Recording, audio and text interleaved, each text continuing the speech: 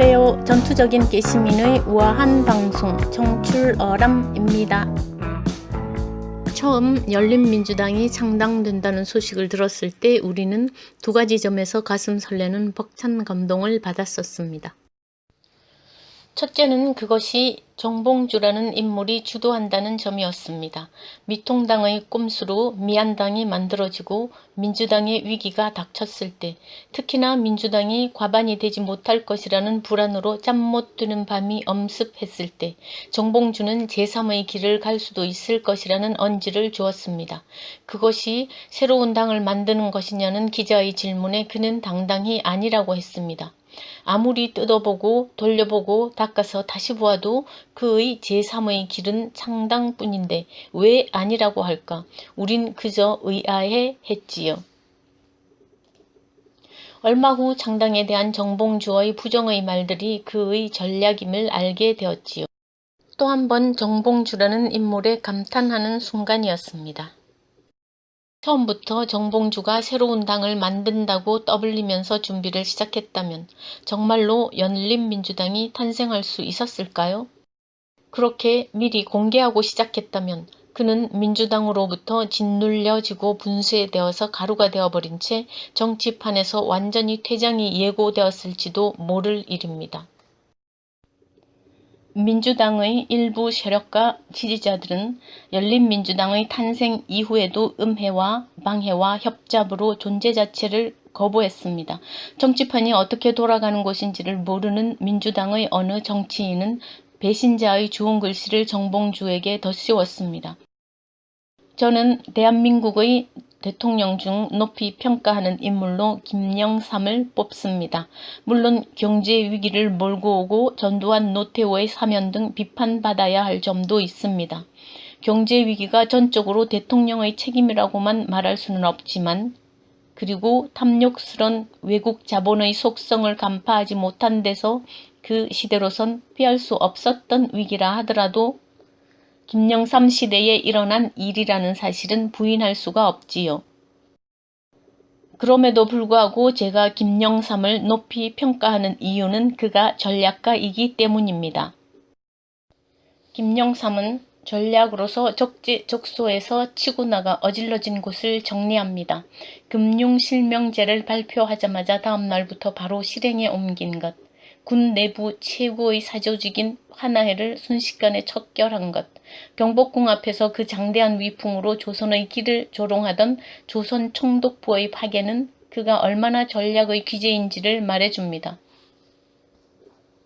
금융실명제와 하나회 척결은 사전에 치밀한 준비를 하지 않은 채 언질이 먼저 새어나왔더라면 아마도 수행할 수 없을 과업이었을지도 모릅니다. 계속되는 일본의 망언에 분개한 그는 일본의 버르장머리를 고치겠다며 1993년 총독부 건물의 철거를 지시합니다. 하지만 대한민국의 친일 무리들의 극렬한 반항에 부딪힙니다. 역사적인 건물이니 보존해야 한다는 논리를 펼치는 사람들 앞에서 그는 역사 바로 세우기는 민족 순환의 상징을 파괴하는 것으로 시작한다며 그 특유의 신속함으로 이 일을 마무리 짓습니다. 조선 총독부 건물의 파괴는 한국을 얕잡아보지 말라는 언지를 웅변으로 일본에 말해준 위대한 사업이라 저는 감히 주장합니다. 일본인들이 과거 그들의 영광을 상징하는 장소로 몰려와서 온갖 몸짓으로 우리를 조롱했던 것이 광복 후 대한민국 땅에서 일어났던 일입니다. 만약 지금 이 건물이 거기 그 장소에 계속 있다면 생각만 해도 소름 끼치는 일입니다. 그의 모든 이 업적들, 이렇게 아픈 곳을 정확히 도려내는 그의 외과 의사적 집도 행위가 빛을 발하는 순간들이었습니다. 우리가 존경하는 진보 진영의 세 분 대통령은 전략의 관점에서 볼 때 김영삼보다는 한 수 아래인 듯합니다. 김대중은 정계 은퇴를 스스로 번복하고 복귀를 한 것으로 전략가로서 고단수의 정치인이 갖추어야 할 덕목에 하자가 있음을 보여주었습니다. 노무현은 진보 진영의 역량을 과대평가하고 수구 적폐 세력, 그 당시 한나라당의 태생적인 폐해를 너무 가볍게 생각했다는 점에서 전략적이지 못합니다. 현재의 문재인 대통령도 협상가로서의 차원이 다른 정치력을 보여주지만 전략의 면에 있어서는 무언가 모자라는 점이 있습니다. 특히 노무현은 한나라당과의 대연정을 제안한 점으로 봐서도 그러하며 검찰개혁을 제도 하나 고침으로써 가능하다고 생각한 점 등에서 그의 이러한 약점을 알 수 있습니다. 그는 분명 대연정과 전국 검사들과의 대화를 통하여 수구적폐 세력을 타협의 대상으로 간주하였으며 결국 이러한 그의 실책은 자기 자신을 죽음의 골짜기로 몰아넣는 비참한 결과를 초래했습니다. 제가 보기에 정봉주도 김영삼처럼 전략가 유형입니다. 그에게도 많은 단점이 있겠지만 그가 가진 최대의 장점은 바로 이런 전략적인 판단 능력일 것입니다. 정치판에서 살아남기 위한 이 고도의 기술을 그가 장착하고 있다는 사실을 그 스스로가 제대로 간파할 필요가 있습니다. 단지 지금으로선 그가 가진 이 기술을 빛나게 할 수 있는 통로를 아직 찾지 못했을 뿐입니다. 그가 정말로 가벼운 사람이라면, 그래서 믿지 못할 사람이라면 열린민주당의 탄생 자체가 불가능했을 것입니다. 최대의 방해꾼이 떡하니 버티고 있는 이 살벌한 정치판에서 말입니다. 우리가 열린민주당에 열광하는 두 번째 이유는 유권자가 직접 참여하여 후보를 추천하고 결정한다는 것입니다. 이 세상 그 어느 나라에 유권자에게 후보의 선택권을 주는 그런 직접 민주주의가 존재한다는 말입니까? 이것은 이상세계에서만 가능한 일이 아닌가요? 직접 민주주의가 발전한 스위스에서조차 실행하지 못하는 제도입니다. 후보를 청구하는 방식의 완전한 개방 정책은 기존 정치인들이 가장 두려워하는 부분일 수 있습니다. 민주당이 정의당을 안고 가지만 열린당을 배척할 수밖에 없는 이유일 것입니다. 열린민주당의 이러한 열린 방식은 기존 정치인의 공천 결정 및 관리라는 권력에 대한 공격일 수도 있으니까요. 우리는 민주당의 시스템 공천에 대해 그 실체를 알지 못합니다. 시스템이라는 미사 여구가 달렸을 뿐 민주당은 한 번도 그 실체를 유권자에게 제대로 설명한 적이 없습니다. 그것은 새정치를 주구장창 외쳐댔던 안철수의 그 새정치의 실체를 우리가 모르는 것과 같습니다. 민주당을 지지했던 사람들에게 이 부분은 늘상 비밀의 화원이었으며 지금까지 우리는 그저 그러려니 이게 상식인 양 받아들여 왔습니다. 당헌과 당규에 정한 바대로 한다는 것이 원칙이지만 이 당헌과 당규를 아무리 읽어보아도 대개의 규칙이 그렇듯 추상적이고 원론적인 설명밖에 없습니다. 더구나 이런 미사 여구는 다른 당, 특히 미통당에도 존재하는 것으로 차별이 없는 시스템입니다. 시스템 공천으로 잘못된 후보가 천거되고 결정되어도 유권자로서 지지자로서 할 수 있는 일은 아무것도 없었습니다. 우리들에게 주어진 권리라는 것이 이 정도일진데 후보, 직접 추천이라는 이 제도는 우리가 지금까지 그 무엇인가에 쏘가왔었다는 느낌을 안겨주기에 충분했습니다. 아, 이런 방법도 있구나. 아, 나도 정말로 정치인에게 영향력을 행사할 수 있구나. 이것은 15세기 중반 이전까지 만고불변의 진리였던 천동설의 의문을 던지고 지동설을 주장했던 코페르니쿠스의 발견에도 견줄 수 있는 대한민국 민주주의의 위대한 성과입니다. 이것은 달걀을 세우는 방법이 얼마나 간단하고 쉬운 것인지를 보여준 콜럼버스 같은 발상의 전환을 우리에게 보여준 것입니다.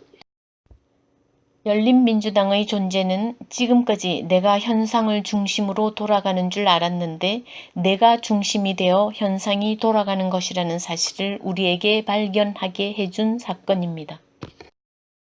이 성과는 대한민국 국민이기에 획득할 수 있었던 산물인지도 모릅니다. 언제나 그렇듯 대한민국에서 민중은 위정자와 윗대가리들이 따라오지 못할 폭발적인 응집력을 가지고 있으니까요. 열린민주당은 이렇게 대한민국에게 진정한 소통의 통로를 열어준 고마운 존재입니다.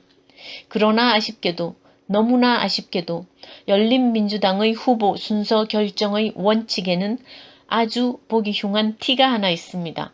열린민주당 최대의 실수는, 그리고 유일한 실수 하나는, 여자 1명, 남자 1명 비례 후보를 기계적으로 교차 배치한 것입니다.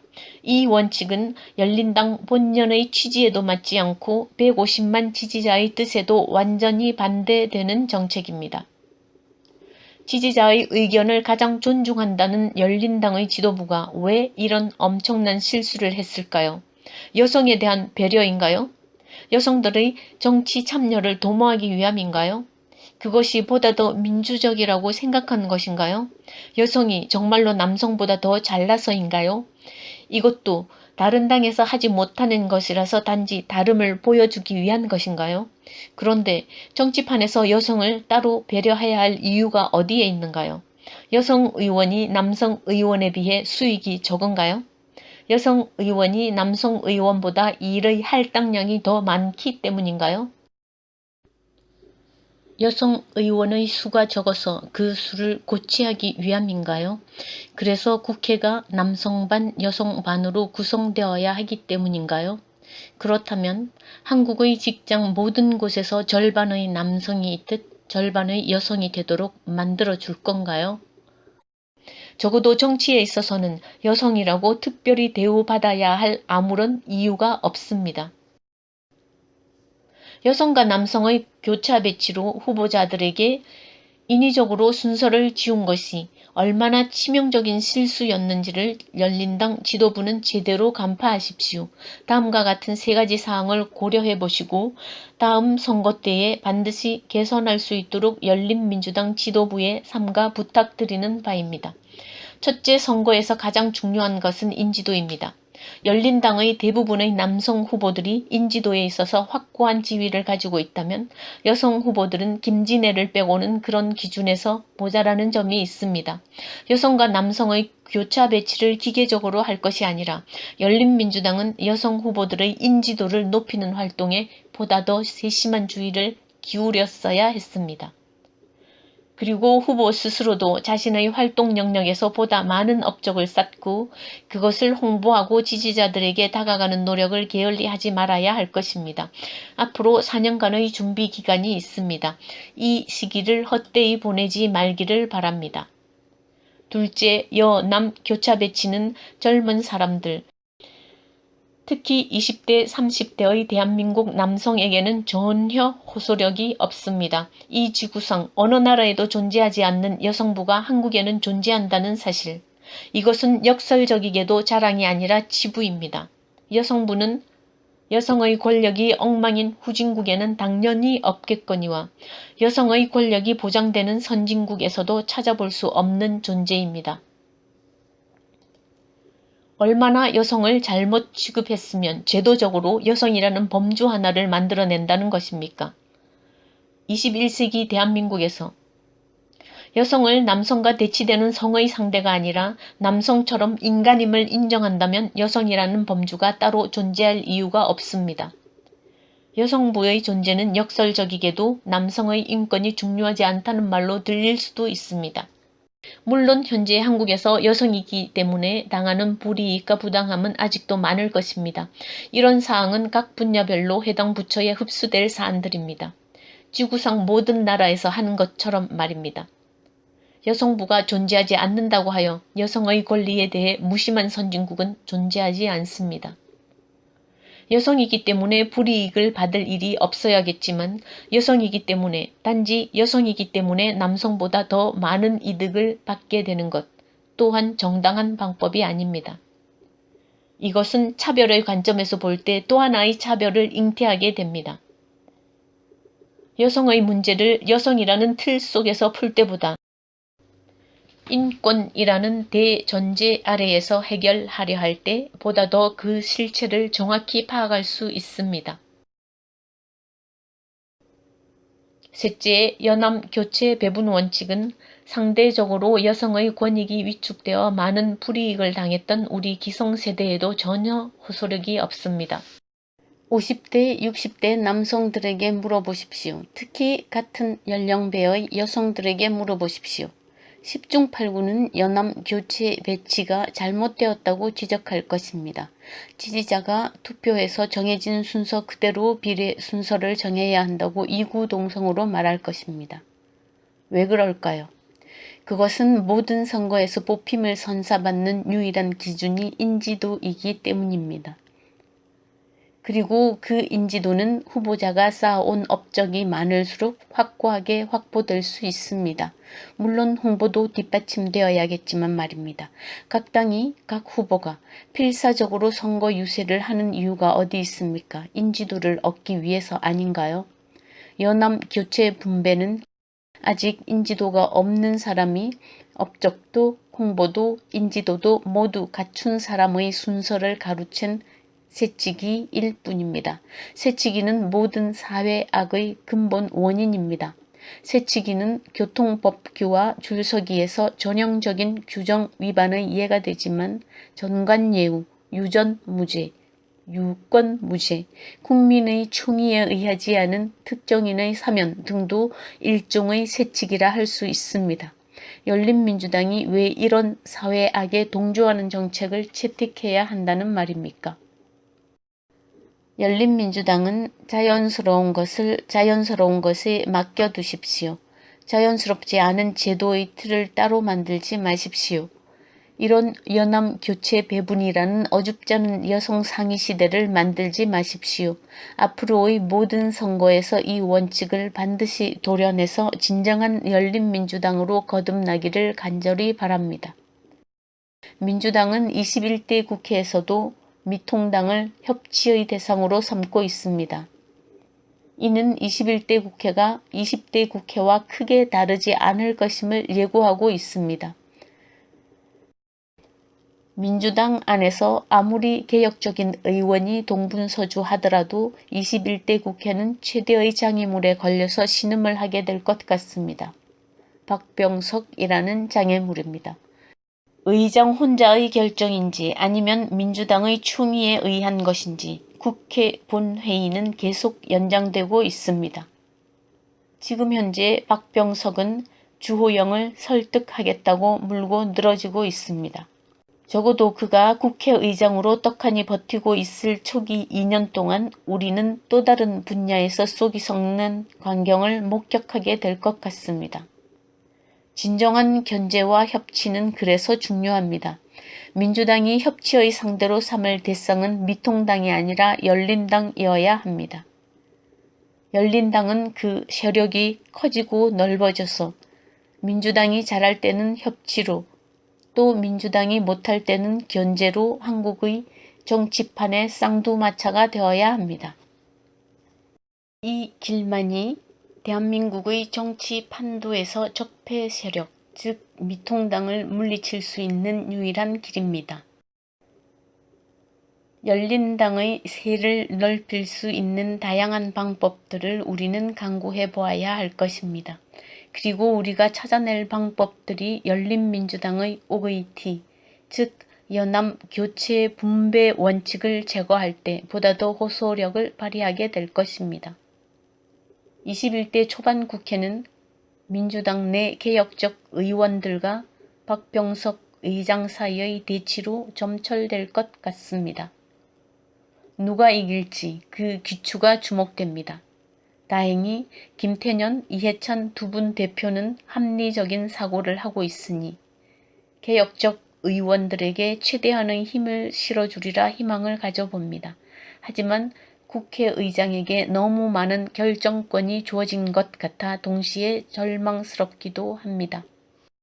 우리 모두 지금은 절치부심, 이를 갈고 쏙을 썩인다 할지라도 와신상담, 마른 섭에 누워 쓰디쓴 쓸개를 씹는다 할지라도 언젠가는 권투중래, 열벤저스가 저 멀리 거친 모래벌판 위로 아득한 흙바람을 일으키며 다시 돌아올 테니 그때는 기필코 화룡점정. 열린민주당이라는 미완의 용의 얼굴에 눈동자를 그려 넣어 영혼을 불어넣어 봄세. 피부 깊숙이 박힌 틀을 뽑아내어 생기를 불어넣어 봄세. 여러분 여러분의 국가의 띠띠부리였습니다. 좋아요, 구독, 댓글은 저의 먹과 벼루와 먹물이랍니다. 감사합니다.